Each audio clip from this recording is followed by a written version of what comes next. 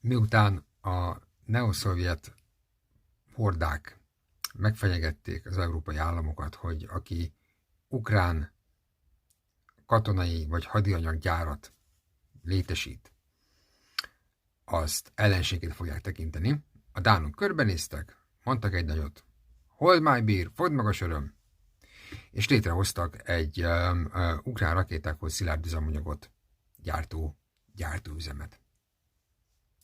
Fuck you. Nem mintha egyébként Putyin az elmúlt 15 évben ne támadta volna folyamatosan aljas és suttyó módon Európát és a NATO-t, de erről majd később többet.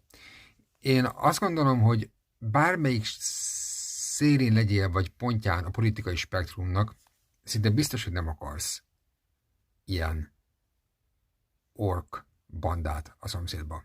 És pláne nem a határokon belül. Sziasztok!